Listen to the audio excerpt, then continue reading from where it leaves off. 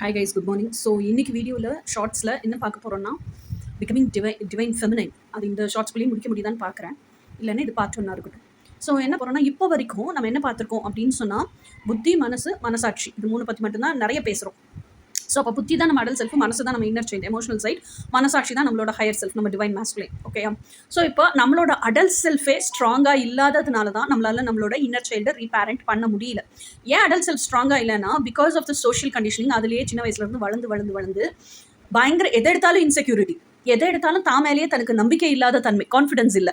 அந்த இன்செக்யூரிட்டி எதனாலனா, சின்ன வயசுல இருந்து இதெல்லாம் உனக்கு முடியாது, நீ இதுக்கெல்லாம் லாய்க்கல அப்படின்னு அன்வர்த்தினஸை சொல்லி குழந்தையே தன்னைத்தானே டிசோன் பண்ணி வளர கற்றுக்குச்சு. அதனால இப்போ பெருசானா கூட இதெல்லாம் நம்மளால முடியுமா, இதெல்லாம் நம்மளுக்கு முடியாது, இந்த மாதிரி லவ்வெல்லாம் நமக்கு சாத்தியம் இல்லை, இந்த மாதிரி பணக்கார வாழ்க்கையெல்லாம் நமக்கு சாத்தியம் இல்லை, நம்மளாம் அன்னாடம் காட்சி, நம்மளாம் டெய்லி சம்பளம் வாங்குறவங்க, இல்லை மாச சம்பளம் வாங்குறவங்க, அதுக்குள்ளே தான் வாழணும். இந்த தாழ்ப்புணர்ச்சியே எதை செய்யணும்னாலும் இன்செக்யூரிட்டியை உருவாக்குது. நம்மளுக்கெல்லாம் இது சாத்தியமா, அந்த கான்ஃபிடன்ஸ் இல்லாத தன்மை உருவாக்குது. இந்த 2 ரீசன்னால தான் அடல்ட் செல்ஃப் ஸ்ட்ராங் இல்லாமல் இருக்குது. எமோஷனலி ஸ்ட்ராங் ஆகவே மாட்டேங்குது, தனக்கு தானே பேக் போனால் நிற்கவே மாட்டேங்குது, எங்கேயுமே தனக்காக வாய்ஸ் அப் பண்ண மாட்டேங்குது. இதெல்லாம் பண்ணிருச்சு, இதெல்லாம் விட்னஸ் பண்ணிருச்சு. இன்னர் சைல்டு விட்னஸ் பண்ணுது.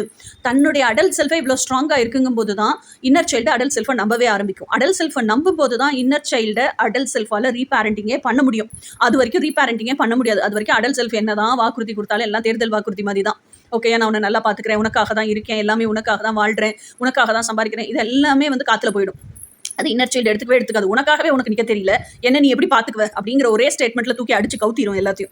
ஓகே, ஸோ இப்போ தான் நம்ம என்ன பார்த்தோம்னா, ஸோ அப்போ அடல்ட் செல்ஃப் நம்மளோட இத்தனை வீடியோஸ்லேயே என்ன பார்த்துருக்கோம்னா, அப்போ அந்த செல்ஃப் ஒர்த்து, செல்ஃப் வேல்யூ இதெல்லாம் நம்ம எதுக்காக சொல்லி கொடுத்தோம்னா, ஸோ அப்போ அடல்ட் செல்ஃபை நம்ம ஃபஸ்ட்டு எப்படி ஸ்ட்ராங் பண்ணுறது, அடல்ட் செல்ஃபை ஸ்ட்ராங் பண்ணிட்டு தான் நம்ம இன்னர் சைல்டை ரீபேரண்டிங் பண்ண முடியும். அந்த இன்னர் சைல்டு ட்ராமாவெல்லாம் ஹீல் பண்ணி எந்தெந்த வயசில் என்னென்ன ஆசைகள்லாம் மீட்டப் ஆகாமல் ஸ்டாக்னண்ட் ஆகி அந்த பிளாக் எனர்ஜி, டார்க் எனர்ஜியோட இருக்கோ, ஷேடோ செல்ஃபோட இருக்கோ, அதுக்கெல்லாம் எப்படி லெட் கோன்னு விடுறது, அந்த ஆசைகளை எல்லாம் இன்னர் சைல்டுக்கு ரியாலிட்டிக்கு கொண்டு வந்து இந்த பூமியில் எக்ஸ்பீரியன்ஸ் பண்ணி எப்படி என்ஜாய் பண்ண வைக்கிறது. அது என்ஜாய் பண்ணும்போது ஆட்டோமேட்டிக்காக அந்த டார்க் செல்ஃப் போயிடும். ஸோ இன்னர் சைல்டு இன்னர் அடல்ட்டாக வளரும். இன்னர் அடல்ட்டாக வளர்ந்து நம்ம அடல்ட் செல்ஃபோட மெர்ஜ் ஆகி இப்படி தான் நம்ம எர்த்லி ஃபெமினைனா சேஞ்ச் ஆகிறோம். That is no more adult self தனியாக இல்லை, that is no more inner child. எப்போவுமே நம்ம விஷஸ்க்காக மட்டும்தான் நம்ம பிரெயின் ஒர்க் பண்ணும், அதை தான் நம்ம பாடி ஆக்ஷன் எடுத்து நமக்கு நடத்தி கொடுக்கும். இது ரெண்டும் ஒன்றா மெர்ஜ் ஆயிடுது. ஓகேயா?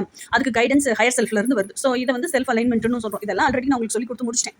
இப்போ இந்த எர்த்லி ஃபெமினைன் ஆனதுக்கு அப்புறமா எர்த்லி ஃபெமினைன் என்ன செய்யும், ஆல்ரெடி இன்னர் சைல்டாக இருக்கும்போது இருந்தே இவ்வளவு நாலேஜும் பிரெயினுக்கு எப்படி அடல்ட் செல்ஃப் ஸ்ட்ராங் ஆகுறது அப்படின்னு கற்றுக் கொடுத்ததெல்லாம் யாரு, நம்மளோட ஹையர் செல்ஃப், டிவைன் மாஸ்குலைன். அப்போது டிவைன் மாஸ்குலைனில் ஆல்ரெடி இன்னர் சைல்டு லவ்வில் தான் இருக்குது. இப்போது எர்த்லி ஃபெமினைன் ஆனதுக்கப்புறம் மெர்ஜ் ஆயிருக்கு. எர்த்லி ஃபெமினைன் கம்ப்ளீட்டாக டிவைன் செல்ஃப், அதாவது டிவைன் மாஸ்குலைன் கிட்ட லவ்வில் விழுந்து பிகமிங் டிவைன் ஃபெமினைன் பார்ட் 1.